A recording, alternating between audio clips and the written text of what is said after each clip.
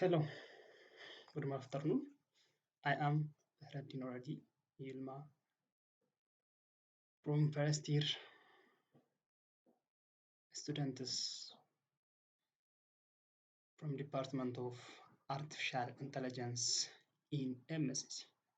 So today we'll see about Preemptive Priority Inheritance Protocol.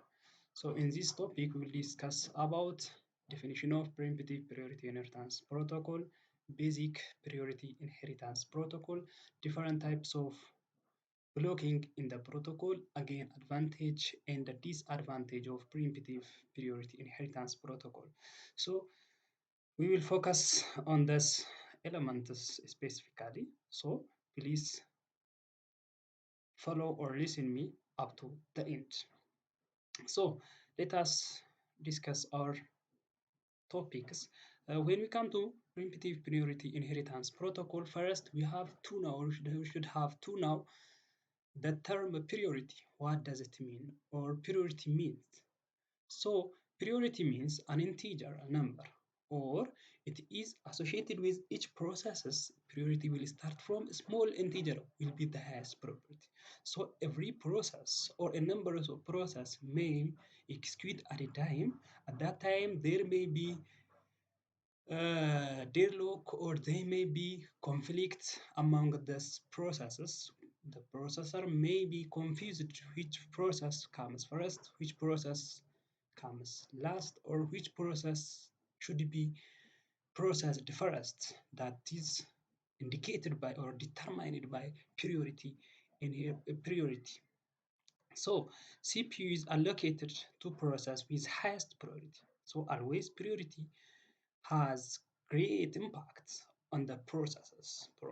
So the CPU will be allocated to the process which has highest priority. So every process or any process which has highest priority gives first or gives gets the CPU first. So priority can be or preemptive or non-preemptive types priority, maybe their versions. The first one is non-preemptive. One is you should non-preemptive means there is no removal of process or resources till its termination or execution will be terminated by itself. There is no any kind of preemption or removal of the resources. That's known as non-preemptive. For example, two or three process comes to the processor. The first one gets the chance of the resources, then it starts its execution. At the middle, at any point of time, any process may come and ask the resources. At that time, if our version is non-preemptive, will not allow the newcomer or the new processes to get the resources because it is non-preemptive. There is no any forceful removal of resources or forceful removal of process from the CPU or from the process. That is known as non-preemptive. Whereas preemptive one is if one processor is running and at any point of time other process comes and asks the resources which are having higher priority than the current one. At that time we will preempt the current process or the current running process will remove from the CPU and we will assign that process to the new one which has highest priority than the current one. That's known as preemptive.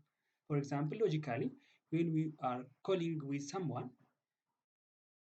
at any point of time interval, your girlfriend may call or not. You can't say that any sensitive information or anyone who has an urgent notice just will terminate the current caller and give the chance to the new callers.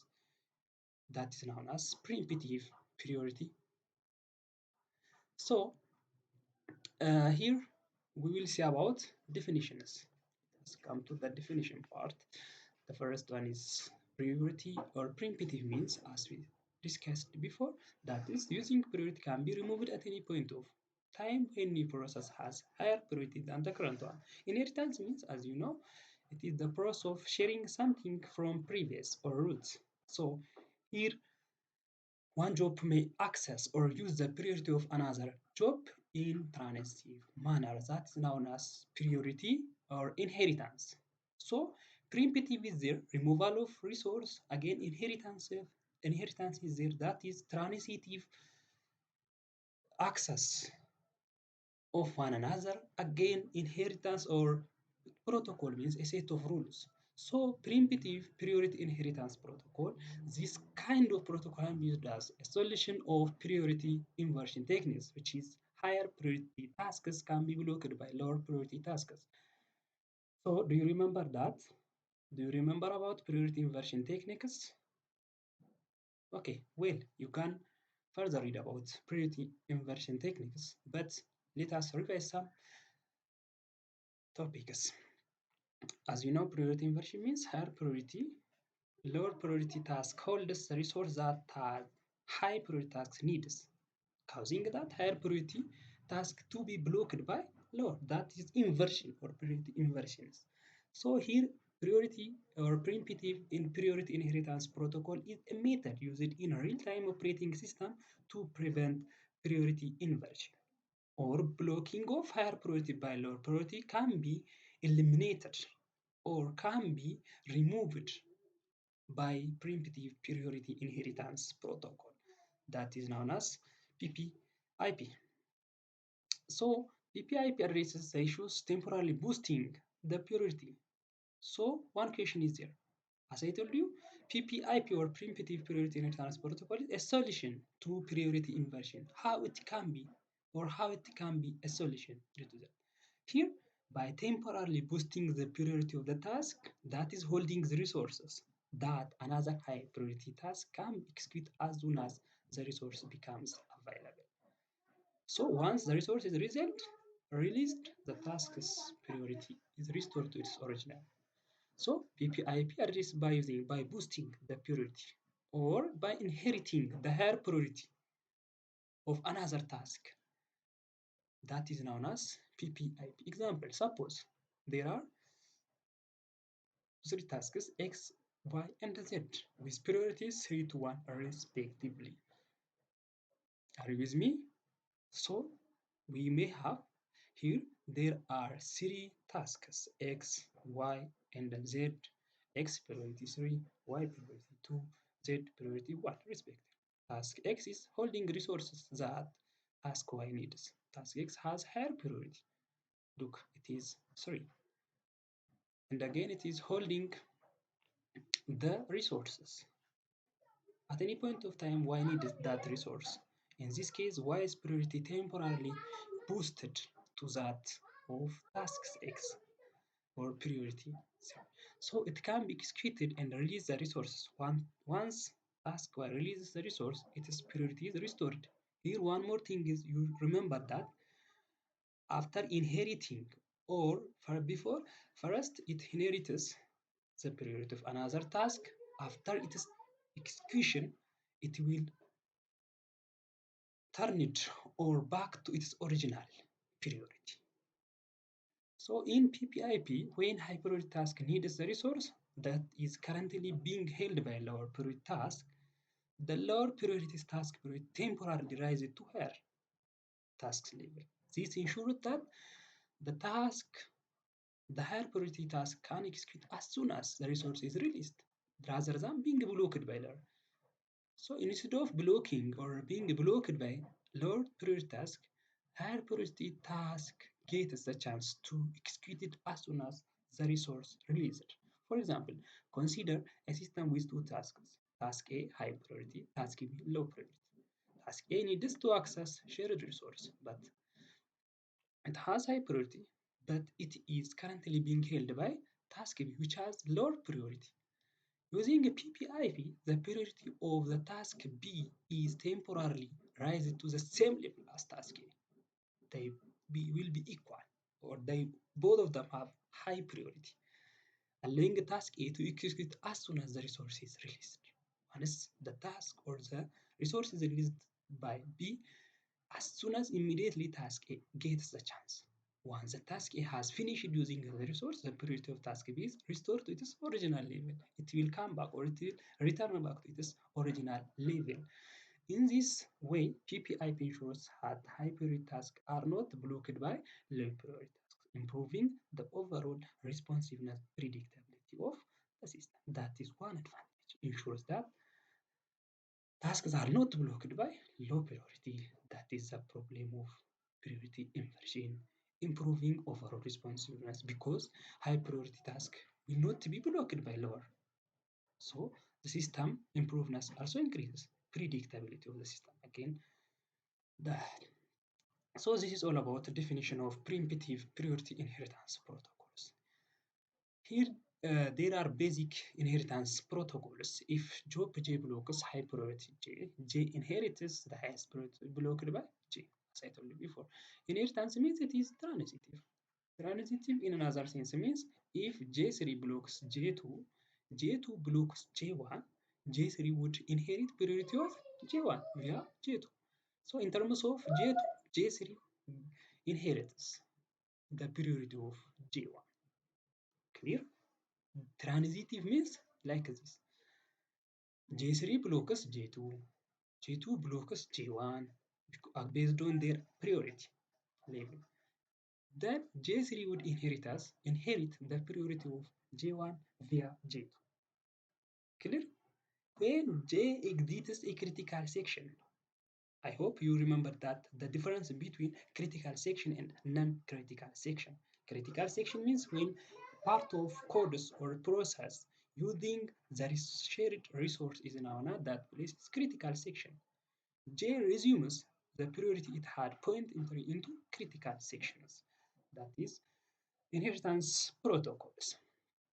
So non-critical are the inverse of critical sections. Here also there are three types of blockings. There are three types of blocking. The first one is direct blocking. Here it is direct. Ensures that the consistency of shared data. The second one is push through. Prevents indefinite blocking due to priority inversion. The third one is transitive one, not directly involved semaphore, which are accessed in the nested form by blocking jobs. Transitive means okay, if J job is blocked by Ji, which is in turn it is blocked by another, that is transitive blocking. So let us see the examples of preemptive priority inheritance protocol. Look here J1, J2, J3. Again the time also given here. The black one is critical, non-black one is non-critical sections or non-critical. Like these are critical sections. Again, like this, or this. Those are like white boxes are non-critical sections. For example, J3 gets to non-critical section at two critical sections here from T1 to T2. Then at a time G1 asks or preempts J3. Here J3 will go to non-critical sections. Look. Then J3 inherits priority of J1. Look. The priority of J1 inherited by J3. I mean J3 inherits priority of J1. Here look. Then it will start its execution to critical section from T3 to T4 time 4. Then at time 4 J2 arrives, but it is or blocked or push through blocking in there from the three types of the first one is direct, the second one is push through, third one is transitive. There is push through blocking. Then J3 continue or execute up to T5. Then preempts J3 and J1 starts critical section into execution. Then at T6 it will unlock S and complete at T7. That is all about preemptive priority inheritance protocol. Here also I have prepared additional example, so that is almost all similar with the previous slide. This one you can read or you can understand by yourself. So I think You are with me? Yes? So, uh, up to now, we have discussed about definition of preemptive, priority inheritance protocol, types of blocking, types of protocol. Finally, the last topic is advantage and disadvantage of PPIP. Hello? Can you tell me the advantage and the disadvantage of PPIP based on the previous discussion? Anyone else? Okay, thank you. Advantage means you can guess the advantages. That is, eliminates or removes, or it is a solution to preemptive or priority inversion. That was high priority block what there in priority inversion. So if high priority processes are blocked, there is no responsiveness, there is no predictability in the system. So we will get the chance of that. We will get the chance of responsiveness, predictability, high priority process gets immediately as soon as the resource are released. So prevents priority inversion. And that is one advantage. High priority tasks can complete rapidly, as I told you before, provides better responsiveness and other systems resource utilization. So there will be high throughput, CPU utilization, turnaround time will be low, response time will be low. So we will get this all advantages if we use primitive priority inheritance protocol. Besides that, this protocol has its own disadvantages or its own problems like complexity or cost. It is expensive, it is complex. Again, it requires additional messaging overhead. That is complex. Implementation can lead to deadlock condition. So how can we remove this deadlock? So we can hold each other's resource. Deadlock, long blocking delay due to transitive also there. Transitive blocking also there. This may be another problem. So this is all about definition or advantage disadvantage of PPIP. I hope I have revised a little concept. Yes. Okay. Thank you for your attention. If you have any kind of question or suggestion or comment, you can ask me or you can email me. You can refer for further. I have put the reference. You can refer. And if you have any kind of question, you are welcome. You can ask me through my email or through any kind of media. So this is all about today's lesson topic. Thank you, my instructor. Thank you, my classmates, for giving this chance to present my assignment. Thanks a lot. Have a nice time. Goodbye.